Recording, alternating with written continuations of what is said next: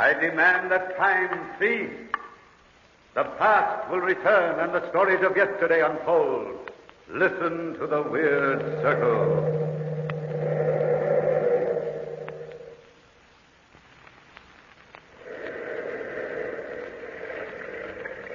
The Weird Circle.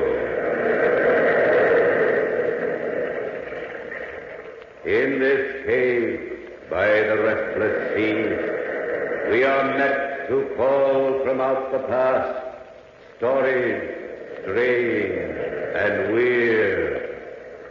Bellkeeper, toll the bell, so all may know we are gathered again in the Weird Circle.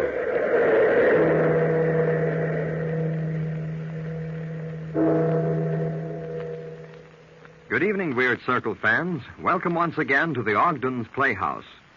Tonight we bring you one of the strangest stories ever told, The Rope of Hair, based on Apparition by Guy de Maupassant.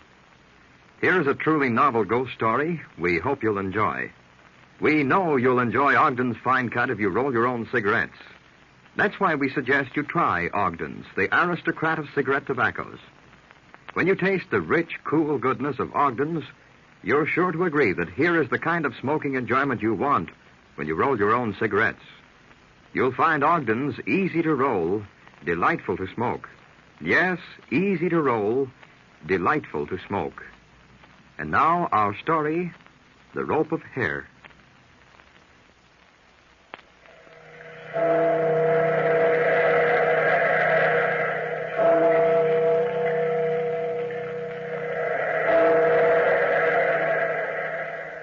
Out of the past, phantoms of a world gone by speak again the immortal tale, The Rope of Hair.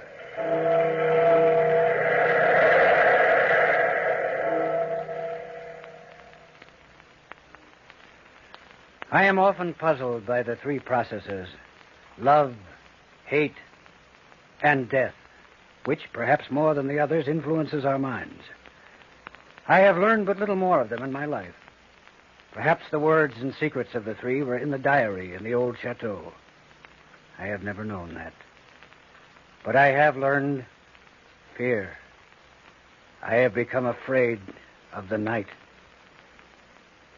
It was long ago when I was in garrison at Rouen.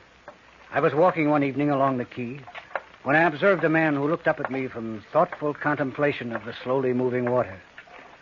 I hesitated, surprised at some recognition in his eyes. Victor. Yes? Victor, don't you know me? Why, Jacques. Can it be you, Jacques Lafontaine? Yes, Victor, of course. Well, Jacques, I can't believe it's really you. Then even my oldest friend doesn't know me. But it's been so long, Jacques, so long since our last meeting. It's 5 years since Jean d'Arc's ball. It's changed me then. Well, at first I didn't recognize you, but in 5 years... In 5 years, most people don't grow gray and stoop, do they, Victor? It depends. Say it, man. Go ahead and say it. You think I've let myself go. You even think I was ready to jump off the quay. Well, were you? You've always been like that, Victor. Calm and easy. But no. In fact, unbelievable as it may seem, I was wondering where you were. You must have known I was stationed here. Yes, everyone knows where the distinguished captain, the Marquis de La Tour Samuel, can be found. But, you see, Victor, I hated the thought of coming to you like this. But as officers, we must soon have had business together anyway. Then you haven't even heard that... Heard what? That I had resigned my commission, left the glory of our country in the hands of the dashing... Doc, you had a fine career ahead of you. Your position, your influence, they pointed to everything ahead. And now perhaps everything is behind. Is that it, Victor? Oh, life is never as bitter as that. For men as young as we, a great deal lies ahead. For a man who has written his own destiny in one moment? No. What's happened, Jacques? Can't you tell me? Perhaps supper, a little entertainment. The city will be lively tonight. It'll do you good to forget your trouble. Thank you, Victor, but we've been walking toward my rooming house. I hoped you might dine with me. We can talk quietly there. Because we're old friends, yes. For anyone else, though, well, the evening is young and there are other things to do in the city. Just this one evening. Can't you, Victor? If that's what you want, Jacques, my time is yours. Good. Here. This is the place here. This? I know it's not a good section of the city. The place is run down, but it's comfortable. And with your soldiers quartered here, it was hard to find any place to stay at all.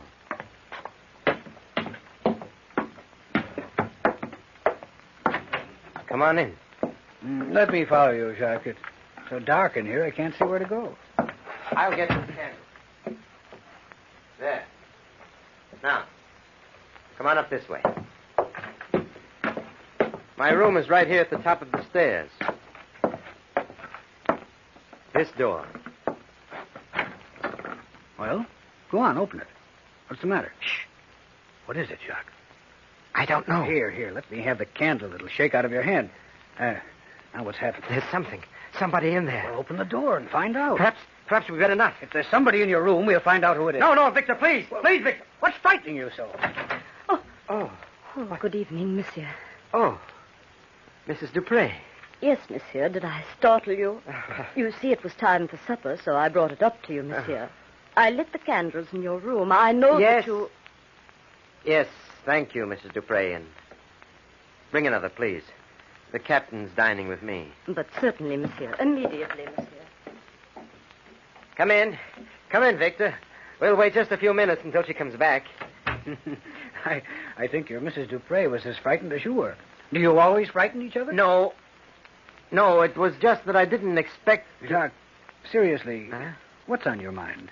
Certainly you aren't living in this place from choice. It's so near your own chateau. Why aren't you there? That's what I wanted to talk to you about, Victor. Well, if it's money, Jacques, why say so? You know you needn't go through all this. I'll gladly... It's more than money. Well, then, love? Love, Victor? In the circle of things, where does hate end and love begin? Can you answer that? Did you want me to come up here to talk riddles, Jacques? Well, it was love, Victor. The most beautiful woman in the world. Well, come on, out with it. Don't just sit there picking at the front of your tunic as though you were covered with dog hairs. What's this all about? What? Ever since we sat down, you've been pulling imaginary hairs out of your jacket there. Can't you sit still for a minute and relax? Oh.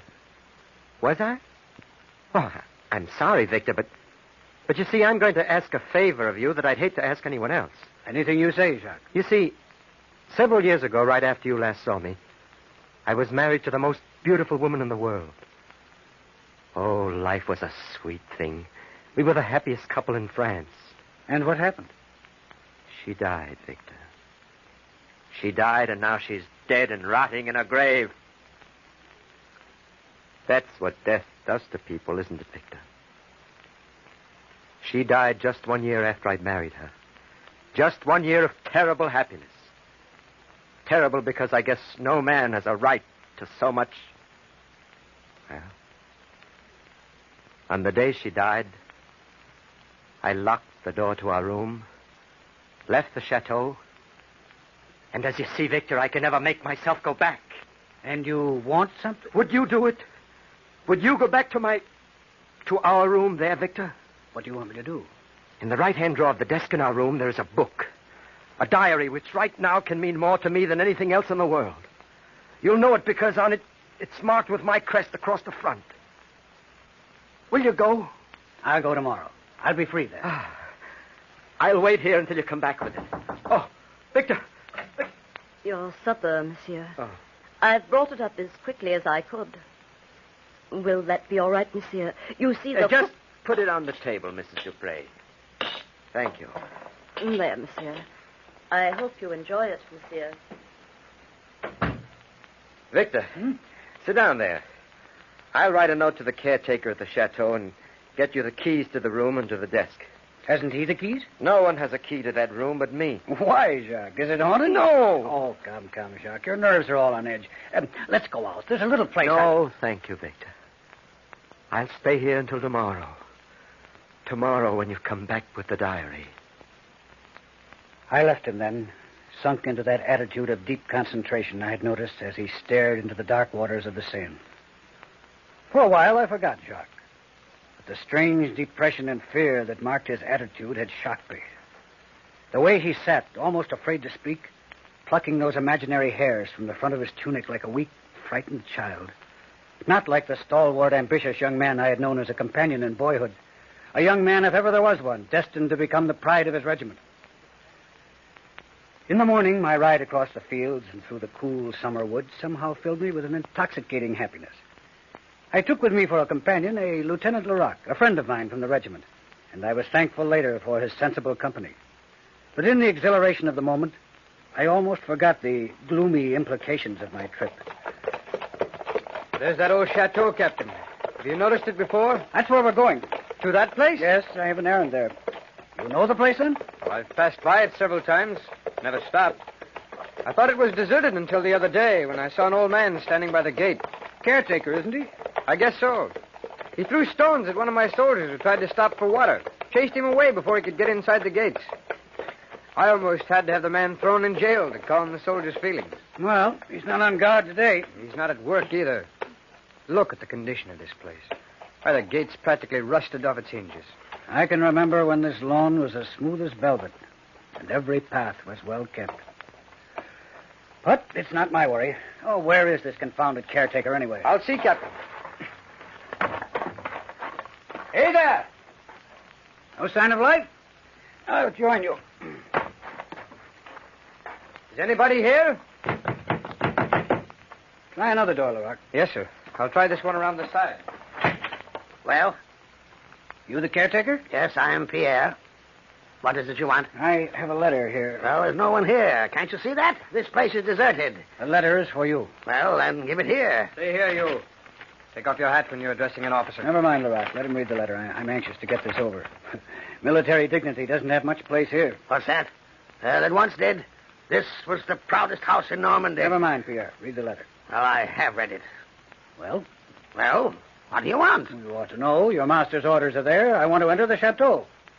Are you going into his room? Are you trying to put me through an examination? But, well, I'll go and see if it is prepared. If it is all right. That won't be necessary. But it has not been entered since the death. I'd better see you. But you see, Pierre, I have the key, and you have not. Now step back. Let us go through. Yes, Captain. Right through my kitchen there. That door enters the main hall. Come on, Rock. Coming, sir. This door, Pierre? Yes, Captain. Through there and up the stairs.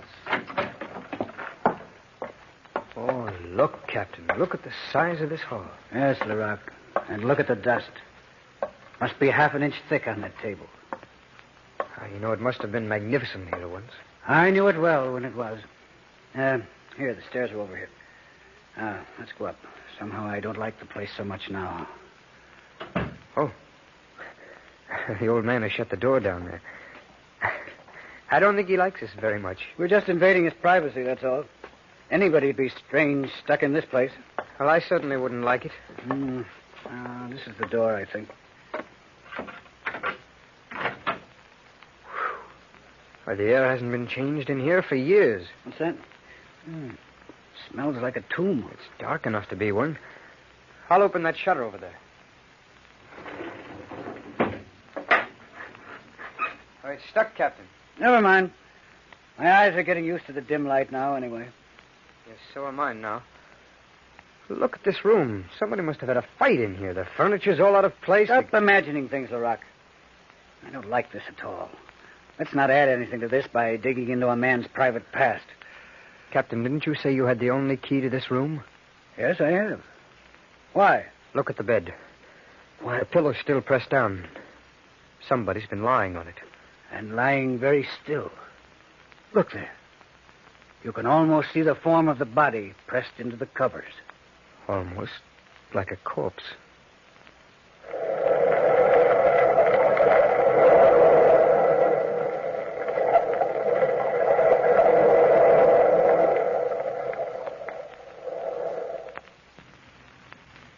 A noted craftsman in the matter of plotting and weaving incredible and absorbing tales, Guy de Maupassant is at his best in this Weird Circle narrative. Friends, you'll find roll-your-own smoking at its best when you make your choice Ogden's, the hallmark of true smoking enjoyment. When you visit your tobacconist, ask for the handy green package labeled Ogden's, O-G-D-E-N''S, Ogden's, and follow the lead of satisfied smokers everywhere who, making Ogden's their watchword, have gained regular smoking satisfaction from a cigarette tobacco whose quality, smoothness, and all-round goodness have long been established. The name Ogden's is famous with smokers from coast to coast. Make Ogden's your watchword for good roll-your-own smoking and treat yourself to the best. You'll find Ogden's easy to roll, delightful to smoke.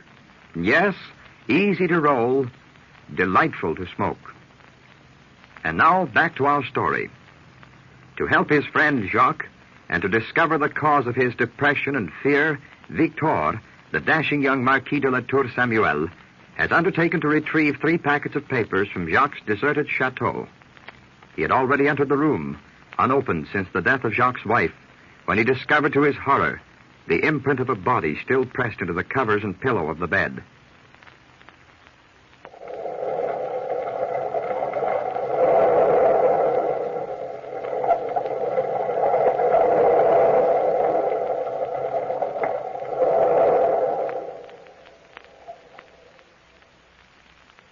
Almost like a corpse. Yes, it was almost as though a corpse had lain there. But all at once, the ridiculous aspect of the situation brought me back to my senses. Leroc? Yes, Captain. You'd better go stand guard outside the door so that our real menace, the caretaker, doesn't come up and interrupt us. I'll get the diary I'm after, and we'll get out of here. Very well, Captain. I'll shut the door so you won't be disturbed. I was trying to sound brave. There are times when the uniform of a captain forces courage. But I did feel better with Leroc guarding the door. A draft from the still-shuttered window was beginning to freshen the atmosphere. I opened the drawer of the desk and began fumbling among the litter of papers there. I found the diary, just as Jacques said I would, in a plain packet with his crest on the face of it, a crest that had been the bravest in France. The breeze from the window stirred the hangings behind me, but engrossed as I was in finding the diary, I paid but little attention to the stirring in the room. Yes. There it is. You have really come for it. But you are not Jacques. I shall try to remember. He should have come, not you. No, you are not Jacques. But you will do as well. For endless time, I say, we faced each other there. But only for a moment, really. The woman seated herself in a chair. Her white garment made no sound as she put her hand to her head. She tried to stroke the long black hair that hung almost to the floor. It was black, but with a blackness that has no light, no life, no life. In her other hand, she had a comb. She held it toward me. Monsieur, you can do me a great service. I am suffering. Oh, I'm suffering so. They will not comb my hair. You will comb my hair. You will comb my hair. Oh, I am suffering. I took the comb from her hand and lifted that long hair. That hair which gave my skin a feeling of awful cold. A feeling of handling snakes. Cold. Cold and dead. The feeling still clings about my fingers. I handled that icy hair. I twisted it. I braided it. I bound it and unbound it. And while I let that horrible mane run through my fingers, she sighed and, trance-like, began to talk, forgetting, perhaps, that I was not Jacques. Ah, that's better. The mirror is gone now. The mirror in which I watched you so many times combing my hair. And with what adoration in your eyes. Your brave, strong fingers playing there in the hair of a weak woman. So brave, so strong. Jacques loves me. Jacques loves me. That was the song that my heart sang when first we were here like this. I love Jacques. I love Jacques. That was the song I thought was echoed back. But pride and strength and killing. Yes, I saw you kill Jacques. Once I saw you kill for power. Power, strength, pride, being a soldier, being strong, they were your idols. What does a weak woman want of those things? When you brought me here, Jacques, My head was high. My pulses beat with joy at the peace and happiness I expected. But you'd always been strong, Jacques. Always strong and brutal with the strength you adored. Then when I saw you kill Jacques, I knew that the fascination of hate was my love. Hatred of you, of whom I need fear nothing because you loved me. Hate, not love. I was fascinated too, Jacques, when I wrote these things. Wrote them in that diary you're taking. Wrote of my hatred and my growing fear of you. Then that day, I watched you in the mirror as you braided my hair. Braided it into a strong rope. And because I'd written that I hated you, slip it slowly, so slowly and calmly, over my head and around my neck. But you will never do it again, will you, Jacques? Because now, Jacques, you're going to comb it free again. Comb it free when I come to you for that diary. Yes, Jacques is going to comb it free again. I shall come for the diary, Jacques. Leroux! What is it, Captain? This closet door. That woman went in there. For the love of heaven, open it quickly. But, Captain, it's locked, bolted outside here. Can't be. She went in there. Who? That woman who was here. Well, no one came in here, so perhaps it was a shadow. No, Leroux. I saw her. I heard. Can I be mad? I'll break that shutter, Captain. We'll have some light. And the closet door was bolted. In the light that flooded the room, I began to feel foolish. There was no sign, no indication, except for an overturned chair, that I had not been alone the whole time. With more calmness than I felt, we descended the great stair, crossed the huge, dusty hall, and were at last out in the fresh air. We did not see Pierre again when we left the chateau.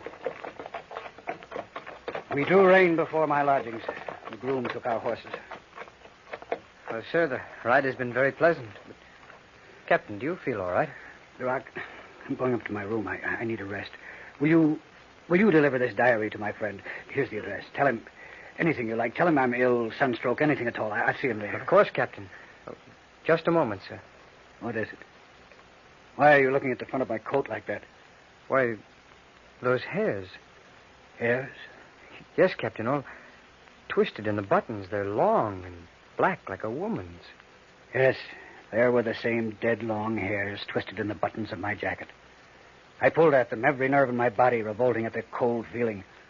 Slowly, one by one, I pulled them off, dropping them from my fingers like poisoned things. Can I help you, Captain? Could he help me? No, but there was another he could help. I remembered how Jacques had sat, like a bashful child, pulling at the imaginary hairs in the front of his coat, begging me to get that diary to him. No, Leroux. Take this diary to my friend quickly. Quickly, Leroux. Yes, sir. It was better in my room. Somehow I could think there. But Jacques, his fear and his worry haunted me. A few hairs still clung to my jacket. Absently, I pulled them out and dropped them from the window, every nerve in my body revolting at their cold feeling. Then, with a sudden resolve, I went into the street again and headed toward Jacques' lodgings. I knew that I had to talk to him about what had happened. I hurried across the city. Leroux came toward me a few steps from Jacques' house. Captain. Have you delivered the diary already, Leroux? I left it in his room, Captain. The gentleman wasn't at home. Not there? He promised to wait until I got back. The room was empty.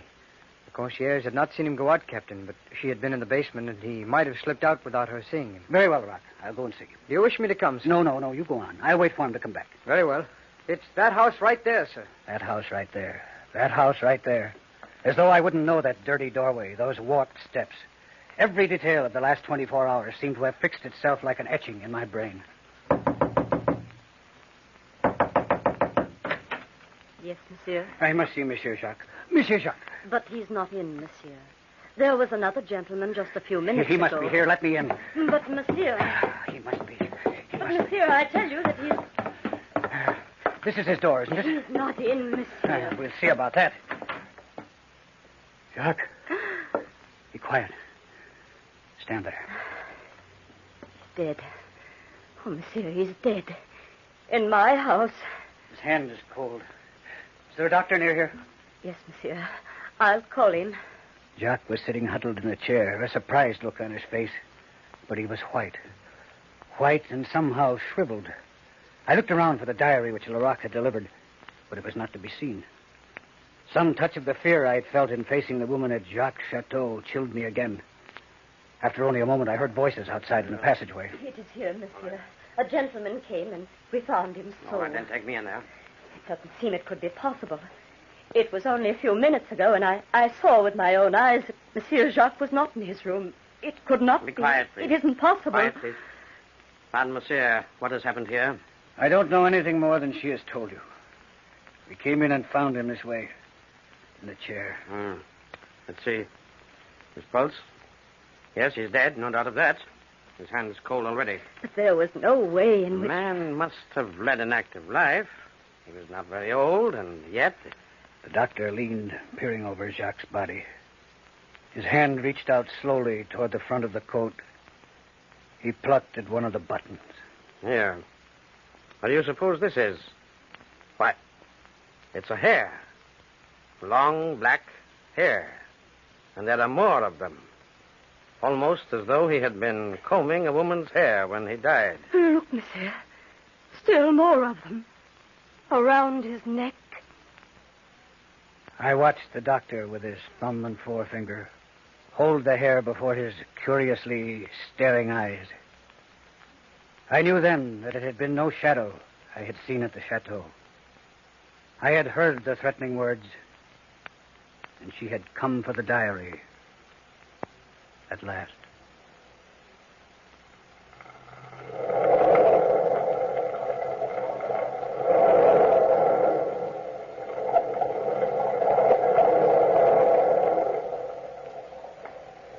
From the time-worn pages of the past, we have brought you the story, The Rope of Hair.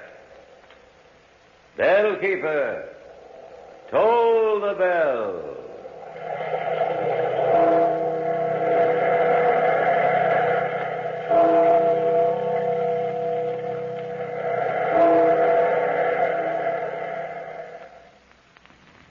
We return now to reality and to the problem of rolling your own cigarettes.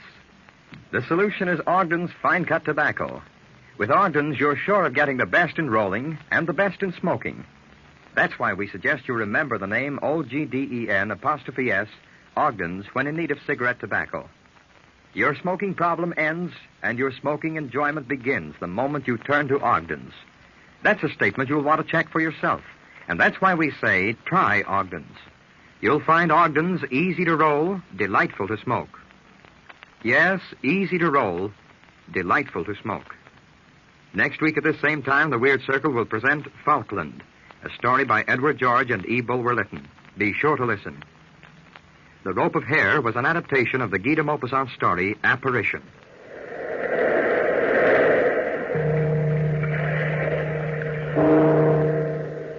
Attention, pipe smokers. For a smooth, fragrant smoke, try Ogden's Cut Plug.